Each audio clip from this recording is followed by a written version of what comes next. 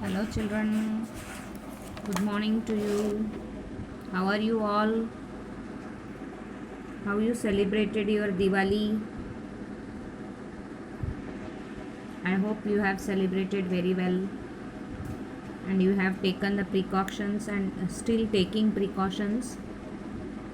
You have to take precautions due to COVID, and as well as you should not miss your studies. So we have started here the from second session. Now welcome to English session of lesson number 9 video. Bow before a hat. Bow का मतलब होता है झुकना. इसे sir इसे हाथ रख के झुकते हैं ना. Bow before a hat means it's a story and it's lesson number 9 page number 89. It's anonymous. I have discussed with you children. Anonymous means anonymous will be written when the author या poet is not known. Okay, so love for one's country should surpass all other feelings or fears. Means when you have love for your country, all other things and feelings it should overcome. म्हणजे उसको परे रख के आपको अपनी देश प्रेम को जताना है. आपकी फीलिंग्स को आपको महत्व देना नहीं है. You should not pay more attention to your other feelings or fears. Service to the country should come foremost. If you are a king, your main motto should be service to your country, not that people should bow you, people should respect you. People will respect work, not the person. When we do better work, automatically people will come and will salute us. But if we don't do work and we expect them to salute, some may salute, but some people we will find that they won't pay us heed. Okay, the same thing in the story they have tried to tell us about one king. His name was Gessler. High up among the mountains of Switzerland, there lived a man called William Tell. William Tell. There was a man called William Tell. He was known far and wide as a brave man, great hunter, and an excellent shot with the crossbow. There was no better archer in the country. So many adjectives for this man. See what he was. He was a brave man, means he was never afraid of anybody. A great hunter and an excellent shot with the crossbow.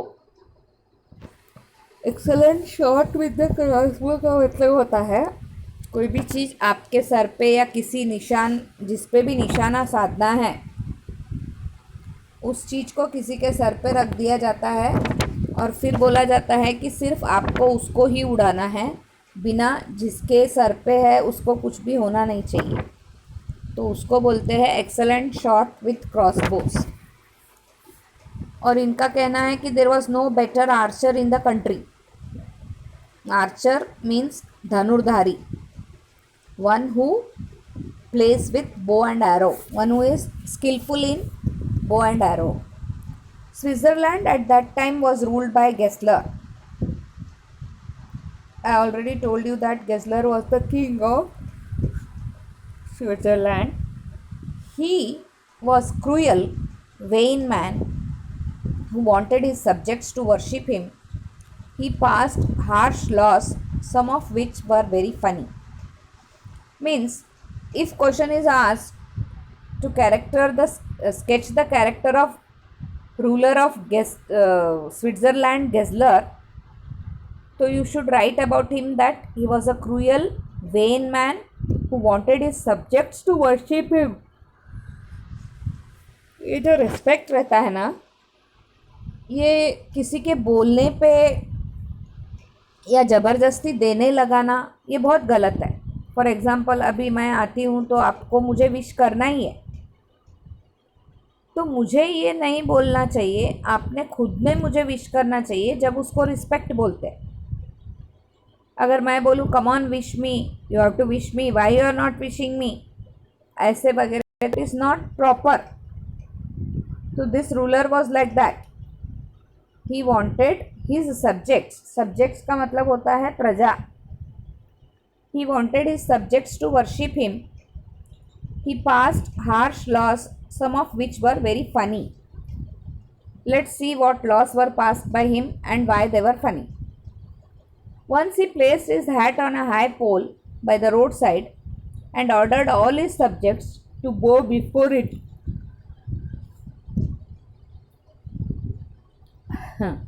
He placed his hat on a high pole.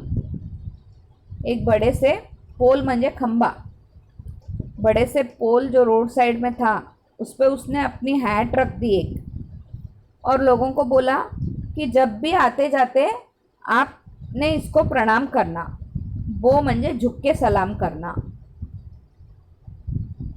The Swiss was brave and proud, जो भी Switzerland में रहते थे वो निडर थे और घमंडी थे। They thought it is ridiculous to bow before a hat. सिर्फ आप एक टोपी को सलाम करते हैं, म्हणजे ये तो बहुत ही लज्जित काम है। They never wanted to do that. Swiss people never wanted to do that. So, not a single man passed through, not a single Swiss went past the road where the pole was fixed. जहाँ पे वो खंबा fix किया गया था और जहाँ पे हैट रखी गई थी, वहाँ से एक भी स्विस वाला आना जाना नहीं करता था। So no one ever bowed to that hat because no one ever passed it. म्हणजे वो रास्ता उन्होंने बंद कर दिया था, आने जाने के लिए वो रास्ता वो लोग यूज़ नहीं कर रहे थे, क्योंकि अगर वो यूज़ करेंगे तो उनको बो करना ही पड़ेगा। They have to bow to it and they have to bow to that hat, such a silly thing. तो what happens next, let's see. One morning, William Tell, as you know, how was William Tell? He was a very brave man, great hunter and an excellent shot with the crossbow, and there was no better archer than him. So unfortunately, one morning William Tell came into town with his small son. He came along with his small son. He had not heard of this strange law. He was not knowing about this strange law. What was the strange law? The strange law was, whoever passed by that roadside of the high pole where his hat was placed, they have to bow before the hat. So he had not heard of this strange law, so he went through that. Whoever had knew about this, they never passed through that road. उस road से उन्होंने आना जाना ही बंद कर दिया कि क्यों आना, फिर और क्यों इसके हैट के सामने झुकना, ऐसे वगैरह। तो फिर इस तरीके से, लेकिन ये जो था विलियम टेल, इसको पता ही नहीं था कि ये सब रूल्स है, स्ट्रेंज लॉ बनाया गया है, nothing he was doing. So holding his son's hand he went past the pole. वो अपने बेटे को लेके हाथ पकड़ के वहाँ से वो जो पोल रखा था उससे आगे निकल गया था। और अभी पोल पे हैट है, हैट को बो करना है, बिना बताए कैसे समझेंगे।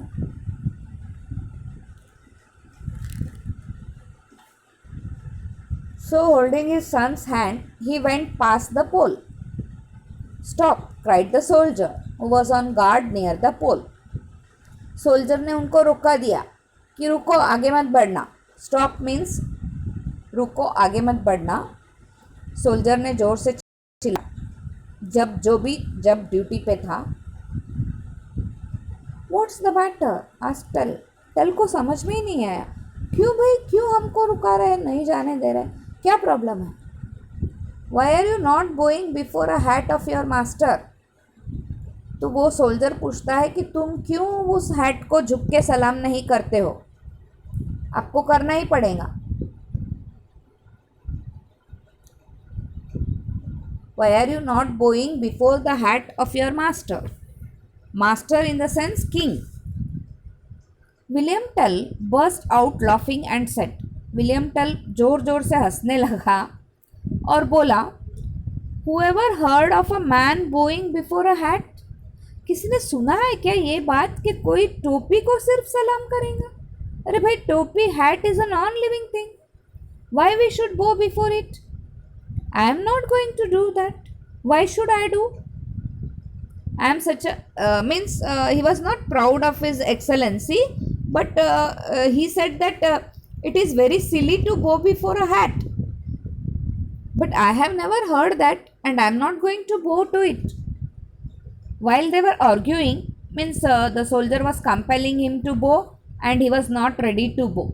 So when they were arguing, Gessler rode up with a company of soldiers. The king himself came there with a company of soldiers. What's the matter? He asked. क्या हुआ भाई, क्यों आर्ग्यू कर रहे हो, क्या बात हुई? This man will not bow to your hat, sir, said the soldier. अरे ये बंदा देखो आपके हैट को सैल्यूट नहीं कर रहा, सोल्जर उसको बोलता है. Gessler frowned and looked angry. Frowned म्हणजे गुस्से में आना, मुंह फुलाना और बताना, गुस्सा झलक जाता है, आग बबूला होना. एंड लुक्ड एंग्री, और उसको गुस्सा भी आया और वो जैसे मुंह भी फुलाया था उसने. What is your name? He asked. William Tell. Oh, so you are William Tell, the finest shot in the country, said Gessler sarcastically. अच्छा अच्छा, तू है क्या? ओ, निपुण तीरंदाज तू ही है क्या? अलग तरीके से, म्हणजे सरकास्टिकली का मतलब होता है to say something by way of ridicule. जैसे एक तरीके से चिढ़ा के बोलना, ओ तू है क्या, ऐसे करके. I will give you a test, if you pass the test you shall go free.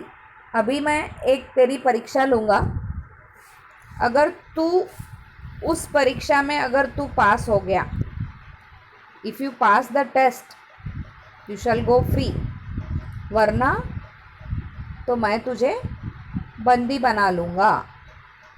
अगर तू टेस्ट में पास हो गया तो तू आराम से चले जाना, कोई दिक्कत नहीं. Gessler dismounted, went up to the small boy and asked him. Dismounted का मतलब होता है घोड़े पे से या कोई भी इस पे से उतर जाना, to get off the horse. Dismounted का मतलब होता है घोड़े पे से उतर जाना या किसी भी चीज़ पे से उतर जाना. वो छोटे बच्चे के पास जाता है और पूछता है, आर यू विलियम टेल सन? अरे तू विलियम टेल का बेटा है क्या? Yes I am, the boy replied proudly. वो भी थोड़ा सा, म्हणजे बेटा विलियम टेल का था तो थोड़ा सा उसको था ही, तो उसने एकदम से ऐसे प्राउडली जवाब दिया, यस आई एम, हाँ मैं हूँ. Gessler dragged the boy by an oak tree, placed an apple on his head and turn to Tell. Hit the apple with your arrow and prove to me what a great marksman you are. म्हणजे गेस्लरने क्या किया, dragged the boy म्हणजे उस boy को खींच के लाया. एक ओक ट्री थी वहाँ पे,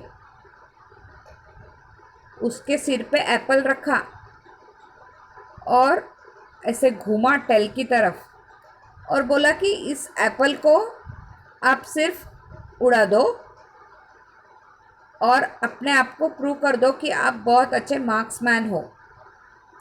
William Tell was speechless. Speechless होना म्हणजे निस्तब्ध होना, कुछ सूझना नहीं कि क्या जवाब दूँ क्या नहीं दूँ, क्योंकि सामने उसका बेटा था. King's soldiers were also horrified.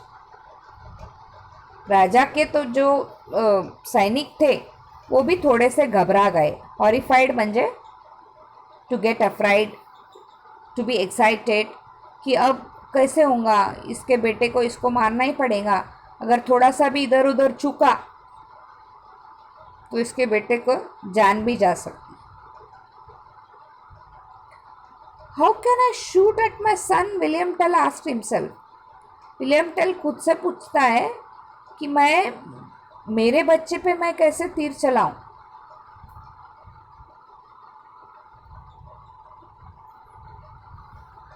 Tell's son gazed at his father with love and trust in his eyes. इसका जो बेटा था वो अपने पापा की तरफ प्यार से और भरोसे से देखने लगा. Love and trust. Father, he said, please hit the apple and prove that you are an excellent marksman. I promise I will stand still. वो बोलता है कि पिताजी इस एप्पल को मारो और प्रूव करो कि आप बहुत ही अच्छे उम्दा किस्म के आर्चर हो, और मैं आपको प्रॉमिस करता हूँ कि मैं यहाँ से थोड़ा सा भी हटूंगा नहीं. William Tell had no choice. William Tell के पास कोई चॉइस ही नहीं बचा था, क्योंकि उसने पहले हेड को बो करना मना किया तो फिर किंग ने उसके लिए एक टेस्ट रख दी, और टेस्ट भी ऐसी कि खुद के बेटे को ही खड़ा कर दिया. William Tell had no choice.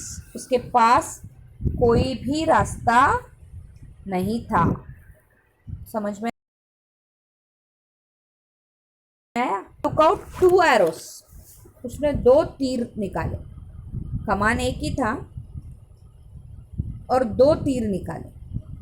One he put in his belt and the other he slung to his bow. एक उसने अपने बेल्ट में डाल लिया और दूसरे को अपने तीर कमान पे चढ़ा दिया. स्ट्रंग टू हिज बो म्हणजे तीर कमान पे चढ़ा देना और रेडी हो जाना तीर छोड़ने के लिए. ही टुक एम. उसने बरोबर निशाना साधा. टुक एम का मतलब होता है निशाना साधना. And shot. और उसने आखिरकार तीर को छोड़ ही दिया. The Apple split into 2.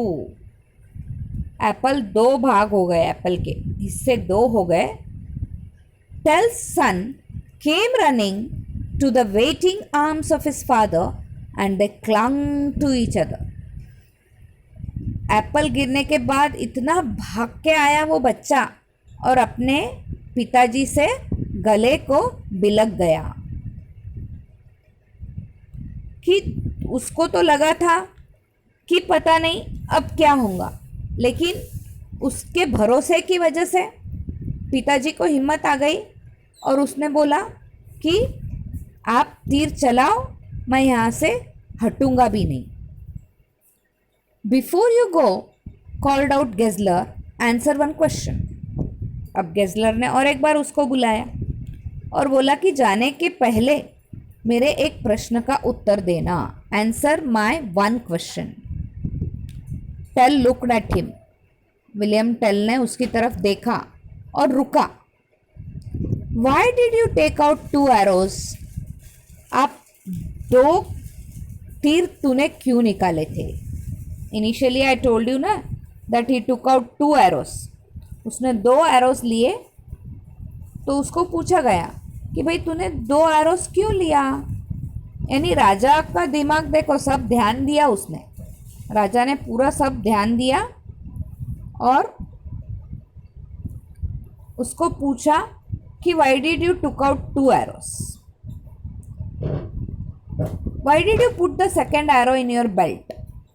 जो आपने 2 तीर निकाले और आपने दूसरा तीर आपके बेल्ट में क्यों डाला?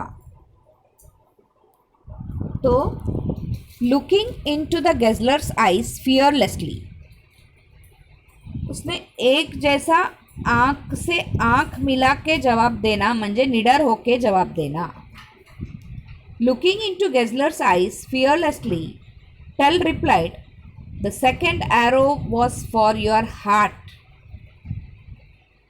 अच्छा, आपको जानना है ना, तो आपको मैं बताता हूँ कि जो दूसरा तीर मैंने लिया था यह आपकी छाती भेदने के लिए लिया था। What? If the first arrow had hurt my son, I would have used the second arrow. अगर गलती से भी पहला जो तीर मैंने चलाया वो अगर मेरे बच्चे को लग जाता था, मेरा बच्चे को अगर लग जाता था, तो फिर मैं दूसरा तीर आपके लिए ज़रूर चलाता था। म्हणजे इसको बोलते निडर, इसको बोलते बहुत गहरी सोच।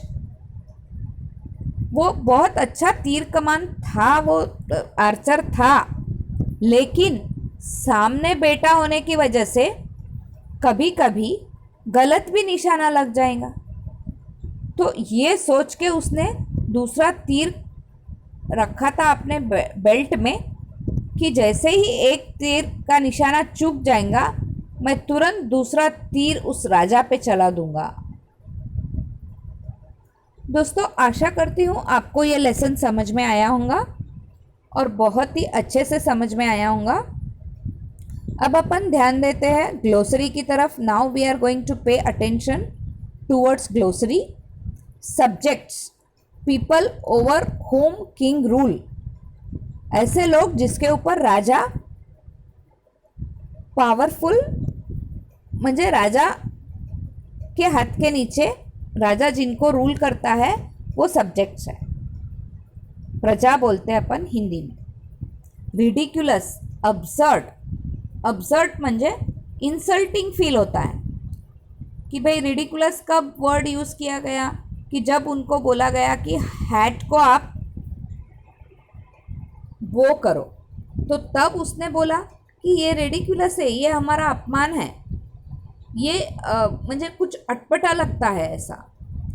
Guard, to keep under close watch, guard वो होते हैं जो हमेशा निरंतर रक्षक बन के रक्षा करते रहते हैं। Argue, oral dispute, disagreement. Argue का मतलब होता है वाद विवाद, ओरल डिस्प्यूट म्हणजे बातचीत में ही वाद विवाद आना, disagreement. Sarcastic, to say something by way of ridicule, दूसरे तरीके से बोलना म्हणजे बातें सुनाना ऐसे वगैरह, उसको सरकास्टिक वे बोलते। Dismount, to get off a horse, घोड़े पे से उतर जाना, dismount. Marksman, person skilled at shooting, जो तीरंदाज जो निपुण है, शूटिंग में जो निपुण है उसको मार्क्समैन बोलते हैं। Fearlessly, without any fear, fearlessly का मतलब होता है विदाउट एनी फियर। अब आपको दोस्तों ये ग्लोसरी के वर्ड्स को आपको अपने वाक्य में उपयोग करना है।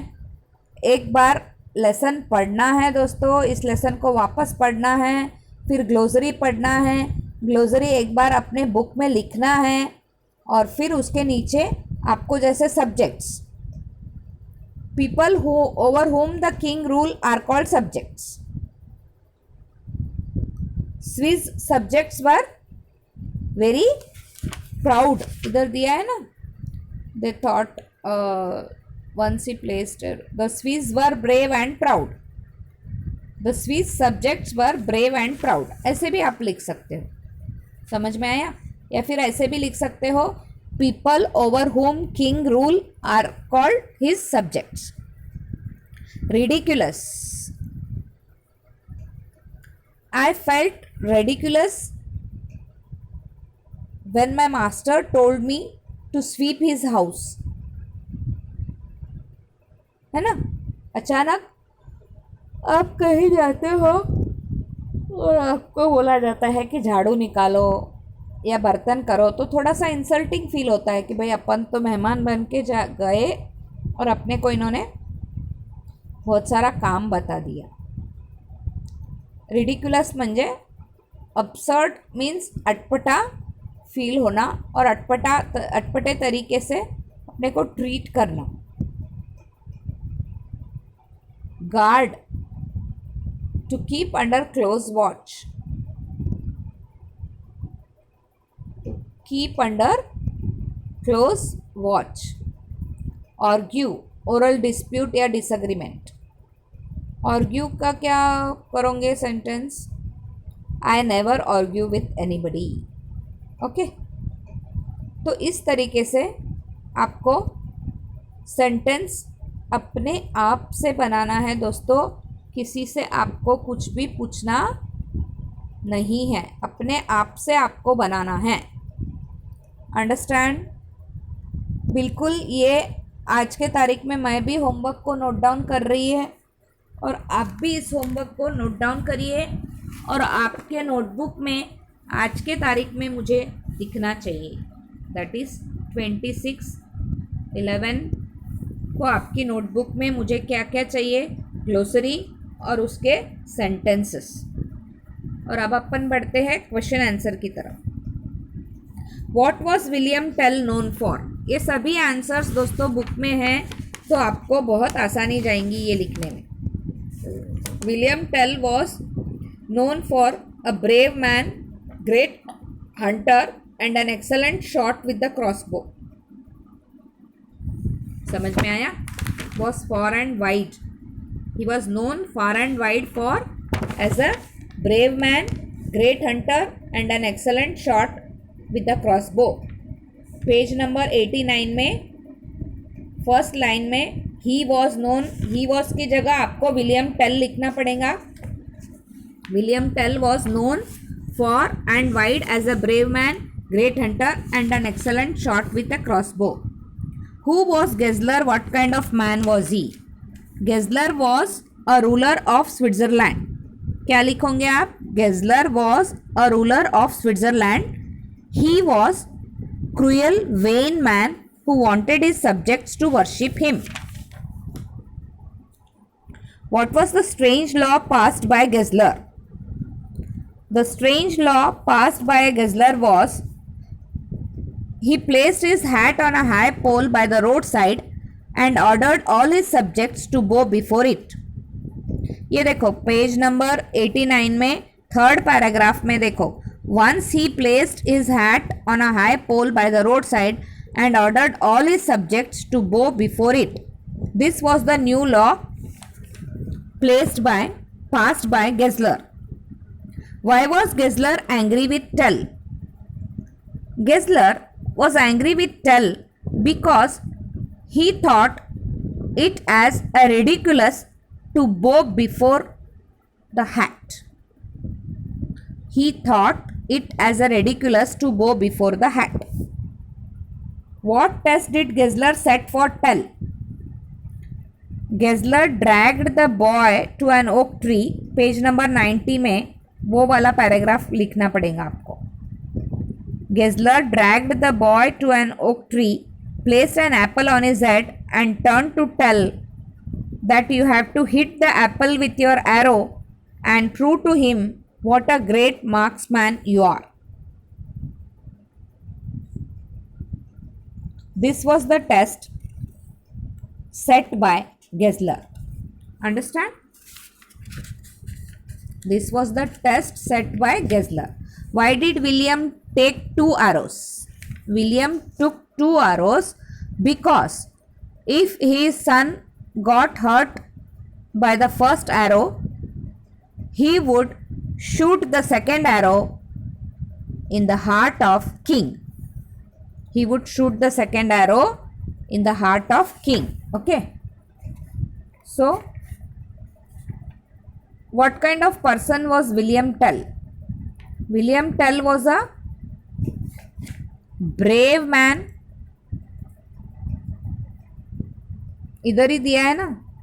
William Tell was a brave man and he was an excellent hunter, great hunter and excellent archer.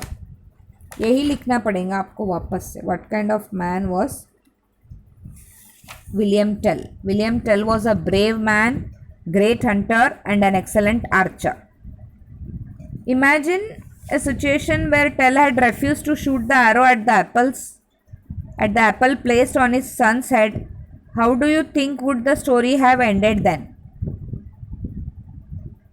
We think that story would have ended by the punishment. Punishment would have been given to William Tell by King.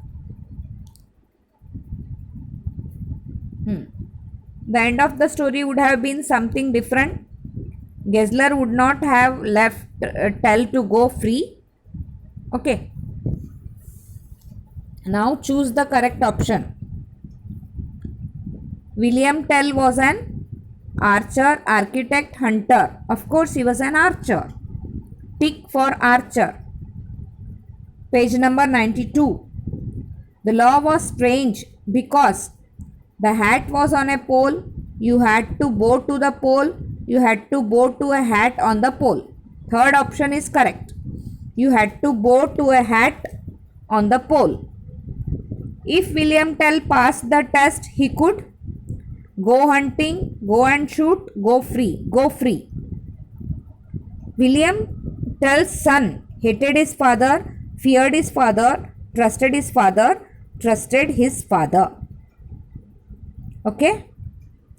Okay, children? So, rest of the things I'll be telling you in the next video. Till then, have a good day. Please do the homework and please read and listen to your parents.